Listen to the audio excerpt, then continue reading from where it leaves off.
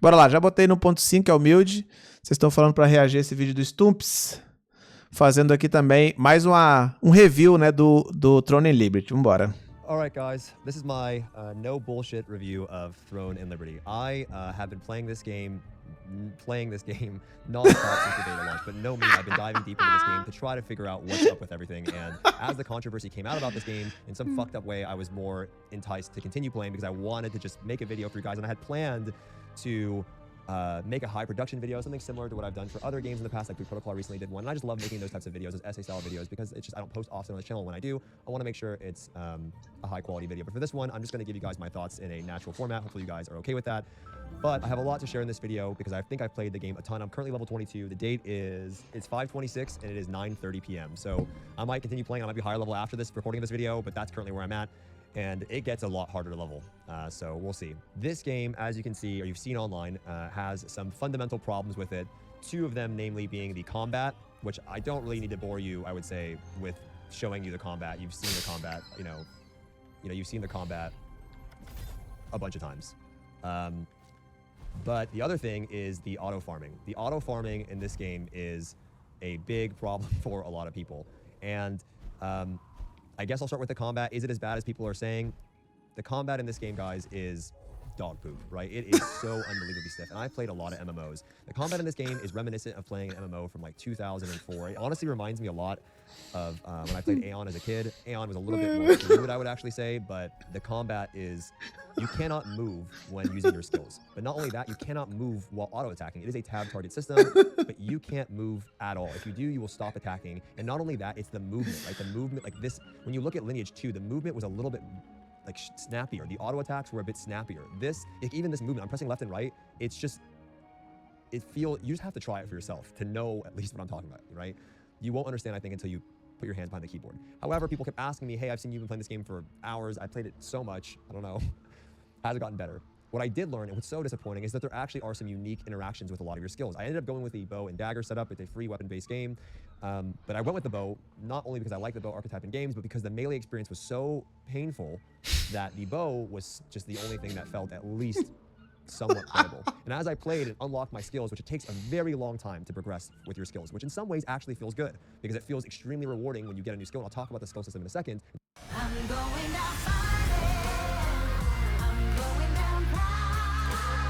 In terms of how you acquire them, but I got this blue skill, which took me about 12 hours or 14 hours. I got this blue skill. When I got it, I was so excited, and basically this is like my kill shot skill from WoW, or it's my snipe skill, but innately, this build that I have, it's all about stacking up a lot of crit, and this skill, as a target gets lower in HP, my crit ramps up. And I also have a root or a bind, and when I bind a target, I have this passive that then buffs my crit. And as you rank up this skill in grade, it increases the crit, and the legendary grade of the skill, when I crit, it resets the cooldown. I also have this skill that resets my previous skill activated's cooldown, so I can be critting, resetting the skill over and over and over again. And if it doesn't reset, I can activate this to reset it, and this skill at a legendary grade has a 25% chance to reset its own cooldown, so I can use this as a backup if I don't get another crit following that. Right? And that's just one combination there. There are tons of different things like that through different weapon builds and so on. And that was disappointing because the combat could be done so much better. I think innately just changing the ability to auto attack while moving would make the game feel a lot better. Maybe not for bow or range classes, but at least for melee, you should be able to auto attack while moving. As far as the stats go and everything that you find in the game, very old school. Not just in these stats, but having things like, if you can see here, ranged hit. That's an old school thing. You'll miss a lot of your attacks if you're not hit capped. Attack speed, and the stats aren't just generic in terms of like what they do. They give you tons of different effects. Again, right? And every stat has some use. It's not like you just stack everything to one stat. There's some depth there. There's some depth in how your accessories go. There's set bonuses early on. And all of this is kind of just like, in some ways, trumped by the combat itself. It does improve, but it doesn't change the core element of the stiffness of the combat and the movement. On top of that, there's the auto farming feature that you've seen. And I'll dive more into why this is there in a second, but essentially the way that this actually works and the way that you use this in this offline farm feature is this is something that you will use, A, when you don't feel like doing a contract quest, which I'll show you in a second, but B, it's there to farm when you're AFK or you're going to like leave or in some cases go offline. Most of the time when I would use this, I tested it the first day I was playing the game overnight, usually you'll die. And the reason why you'll die is if you're in an actual farming spot, what you would like to do is find other people in your area that are auto farming, so you can position yourself next to them, so you can literally use them as like, it's like tower defense, where they're just teeing off and you're going to be there, they're going to assist you in tagging mobs. But eventually these areas can be flagged for events that will take place, and when that event takes place, it can be a peaceful event where no one can attack each other, or it can be a PvP flagged event where people can kill each other. When that happens, it's a graveyard out there. So every time I would use this feature, I would maybe get a full level overnight, but every time I would log back in, I'd be dead. But it would get you a full level. The offline feature, which is available, the offline farm feature, if you're in a farm spot, is available if you get the, at least in this version, the premium pass. The way that this works is it's the same thing as the astral farm, right? It's just you're not on the game and you get 8 hours per day. But you can still die, right? Like it's like your character's in the game, but your client's off, so you don't have to leave it running on your computer. It's just like some, I guess, their way of QOL, not having to like have your PC running all of the time. But the thing is with this system is it's so intertwined with the actual game. It's not like it literally does everything for you. It's there because I'm level 22, and right now I have this, and I've been told I don't, with these Eastern MMOs, there's so much misinformation out there, and there's not a lot of information out on this game in general, which is why I was excited to play it for the discovery aspect. The shitty part is, what I've been told, is that this is for the beta. And so getting to 20 is actually quite fast, but after 20, it slows down like insanely fast, right? The experience that you need to level, it like quadruples. It gets, and Lineage is one of those genres where it's a long-term grindy progression game, like most Eastern MMOs. But it took me like all day of just farming to get like this much of a level at level 22.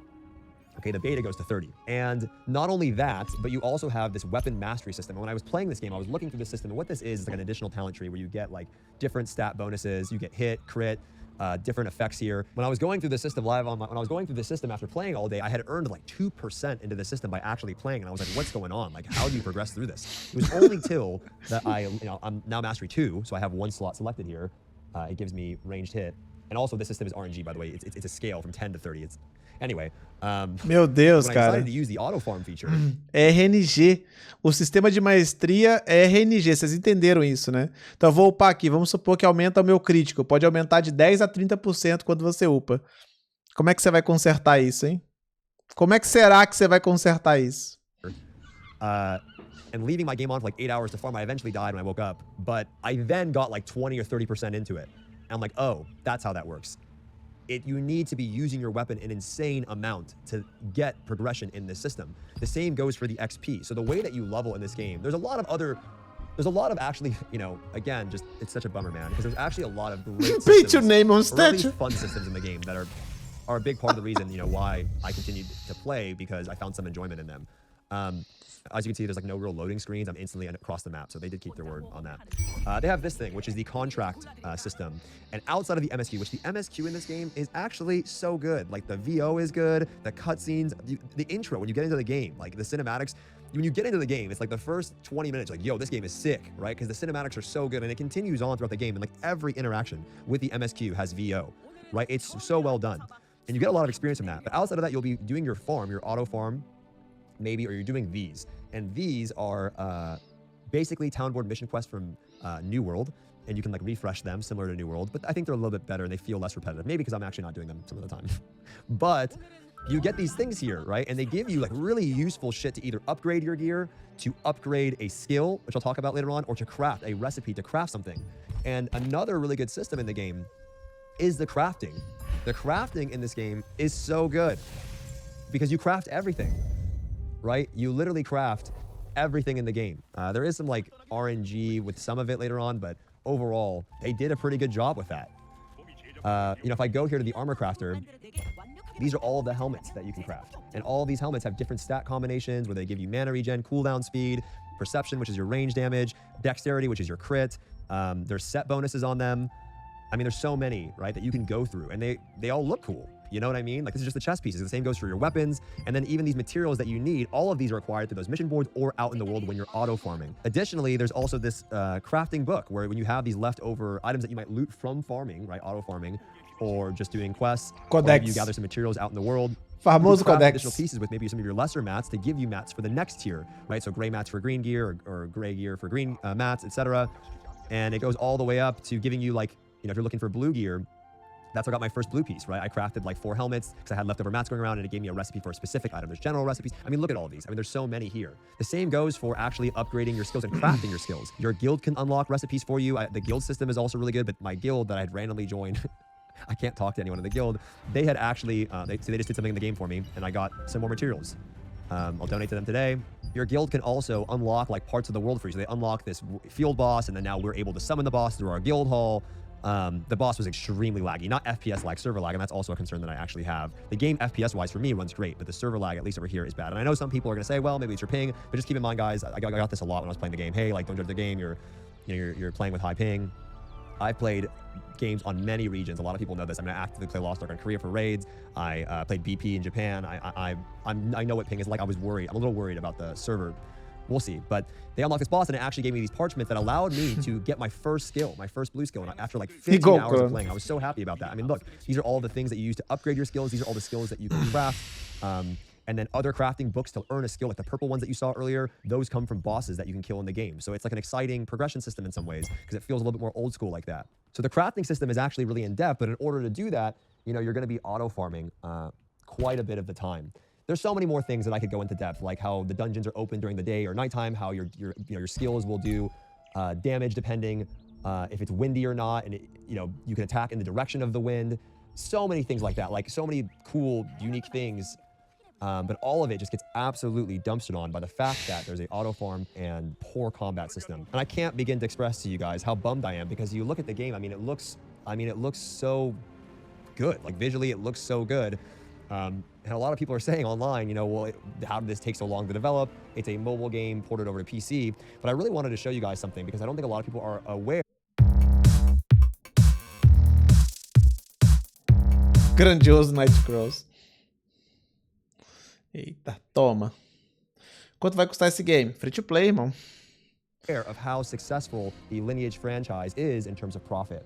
In 2017, according to this, Lineage M was the highest grossing mobile game in the series, and it generated $4.2 billion in revenue, followed by Lineage 2M at $1.7 billion, and Lineage W at just over $1 billion. And if you look at Diablo 3, right, Blizzard doesn't usually release this type of stuff, but you can kind of get an idea. Diablo 3 is one of the fastest PC selling games, or fastest selling PC games of all time. I'm sorry, I'm tired. At around $40 a copy, maybe a little bit more, a little bit less. That's around $1.2 billion, which, I mean, is like 1/3 of Lineage M, a mobile game. And I can bet you it took longer to develop Diablo 3, and it probably cost Blizzard a lot more. But I also wanted to show you, the gameplay of this game. If you look at this, I mean, I've been playing this game, Throne and Liberty a lot. I mean, this is pretty much... By the way, these weapons exist in Throne and Liberty. I've used them for a bit, so it makes it even more hilarious. Até o menu é igual, cara. That is pretty much what your farming or auto farm experience and combat experience will look like in this game. But they've basically added more PC-like features, or like, I would say, complexity, and it's visually better. And I know a lot, why wouldn't they just release this on mobile or market it as a mobile game? The reality is, and what at least my theory behind this is, guys, is I don't think this combat system was a mistake. I don't think this was rushed, or they were being lazy. Também, isso concordo. This is NCSoft's attempt to tap into the PC and console gamer market. Exclamação sorteio, Glaucus. It's made for people that play mobile games and would like to have a PC exclusive type game that has mobile-like features but has the maybe visual fidelity and graphics of a PC title. Or B, it is made for people that may not know that they like PC games, or mobile games rather. They may not know they like mobile games, and they want to see if they can tap into that market and get some of those people to dabble in the game and see what they think. If I'm wrong on this, and they do want feedback, and they do want, which I don't think I am, but if I am wrong, and they really want to, grasp that PC enthusiast MMO market that has been waiting for a really fun MMORPG, they need to do a lot to change it. The first thing is it's tab target fine, but allow us to at least have some movement in our skills, allow us to move while auto-attacking for specific weapon types, get rid of the auto farm, but then you have to adjust all of the XP required, and all of these progression systems require an insane amount of grinding. Obrigado. There is no way that even with a tab, I mean, I don't even want to really, I can play BDO here and there for sure, because it's a fun game for the world and the environment and the combat, but I'm not, the biggest enthusiast of grinding games, and that combat system in BDO is insane. To grind that amount of mobs with a tab target style system that's close to this, I mean, you need to adjust all of that. The experience required, how much it takes to level up your mastery. Cara, e essa parada que ele tá falando é muito interessante assim, mano, porque tipo, igual o cara fala, quando a gente jogava, eu tava jogando mais o Mir, por exemplo. Aí o cara, pô, não, o sistema automático, ele tá aí, mas você não precisa usar. E o cara que usa o sistema manual, ele farma melhor. Beleza. Vai farmar no Mir com sistema manual. Cara, é um saco, mano. O combate é horrível, cara. Horrível. Chato pra caralho, mano. É de fazer a parada. E aí que tá o lance, sabe? Se você vai fazer um jogo tipo o BDO é um jogo de grind, de matar mob. Então o que você tem que fazer? Você tem que fazer com que isso se torne algo interessante pro cara fazer, mano. Porque, pô, a galera que gosta de jogar BDO, pô, gosta de grindar. E gosta de grindar porque o combate é maneiraço, entendeu? Cara, tem literalmente dias que eu acordo com vontade de matar bicho no BDO, mano. E por quê? Porque sim, brother. Só isso, tá ligado? Eu só quero entrar lá, pegar meu zercão e, meu irmão, tá ligado? Regaçar na porrada, mano. Do mesmo jeito que tem um cara que quer pegar a místicazinha dele, a parada, só matar bicho. Eu só quero poder soltar as skills, fazer as paradas, meus combos, e já era, tá ligado? Porque é maneiro. Os caras fizeram de um jeito pra você, porra, curtir a parada, né, cara? Curtir o processo de grind, né? Mas, pô, quando o combate é horrível, como é que você vai fazer, mano? Como é que você vai ficar, pô, 2 horas grindando? Caraca, mano, eu não aguentava, mano. No Mir, cara, meu Deus do céu, era uma tortura, mano. Literalmente uma tortura que chegava um ponto que eu falava, mano, foda-se. Fica no automático, eu não aguento essa merda não, tá ligado? Então, sei lá, é complicado. Então, você quer fazer um jogo de grind? Beleza, mano. Mas torne isso minimamente interessante, né, mano? Senão, como é que faz, tá ligado? Tá ligado, maldade? Pô, quero pegar aquela bruxa e sentar a porrada nela, né, velho? They've got to do some work there. And I don't even want to get into the monetization because honestly, I mean, it really goes without saying. It's a free-to-play MMORPG. The current version that I'm playing has pay-to-win-like features for sure. The marketplace and how it works in the exchange. It's very similar to Lost Ark, to be honest, plus some other quality of life stuff.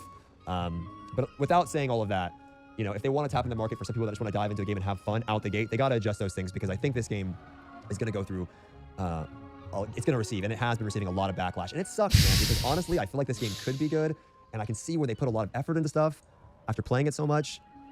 But, you know, maybe the trailers and all those things were just to see if people would be interested in this type of a game. Maybe that was their design all along, and I think it actually is. And I guess it sucks. It sucks, you know. It sucks being a gamer sometimes, you know. You know, let's see if they're open to feedback and can make some. Sucks. Eu queria que fosse bom, né? Eu queria que fosse bom, né, velho? Eu queria que fosse bom. É, pois é, cara. É complicado, né? Complicado. Mas eu concordo com ele, cara. Eu não acho que a NC Soft fez isso tipo, ai, meu Deus, erramos, entendeu? Eu acho que eles estão muito conscientes do que eles fizeram, do combate ser assim, de ter autoplay. Eles têm uma missão, tá ligado? Porque, tem que consertar, é um erro. Cara, eu acho que eles não vão consertar o combate porque eles não veem como erro. Pode ter muita gente chateada, mas eles devem estar contando com seja lá quem for, diabos que vai gostar disso, tá ligado? Eu acho que eles querem realmente falar, cara, se a gente colocou o autoplay no Lineage e deu certo, colocamos o autoplay no Blade and Soul e deu certo, porra, vamos lançar o jogo de PC com autoplay que vai dar certo também, saca? Os caras, eu acredito que eles acreditam que esse é o movimento certo e talvez até mesmo com todo esse hate, eles ainda vão insistir e meter o louco nessa porra. E, meu irmão, você quer saber? Você quer saber a pior notícia? Pode muito bem dar certo, tá ligado? A verdade é que pode muito bem dar certo ainda e ter um monte de gente jogando essa desgraça e se amarradão ainda. Se esse jogo der certo, eu ainda nem me espantará. A verdade é que nem vai me espantar. Então, meu irmão, vamos esperar pra ver. Agora é esperar, eu acho que... Assim como o Hélio deu. Cara, mas o Hélio deu problema por outros motivos, cara. Tá ligado? Por outros motivos. Eu vou te falar que o motivo você mesmo sabe qual é, Inosh. Você sempre falou, Inosh, que jogo feito na Unreal 3 não tem futuro. Você mesmo é você que soltou essa frase. O problema do Helion não foi ter autoplay, foi outras paradas, né, cara? O jogo tinha outros pequenos problemas, né? Outros pequenos problemas. Mas é isso. Assim, de qualquer forma, o Helion foi na Unreal 3? Oh, yes. Oh, yes. Oh, fucking yes. Então, pra quem vai jogar, quem tá hypado com Helion, cara, vamos ver. Boa sorte, vamos acompanhar de perto, né, o que vai acontecer com esse joguinho, e é isso. Talvez, de repente, a NC Soft tenha a visão do futuro, é uma empresa que tá à frente do seu tempo, e a gente que não tá ligado, tá ligado? Vamos ver aí.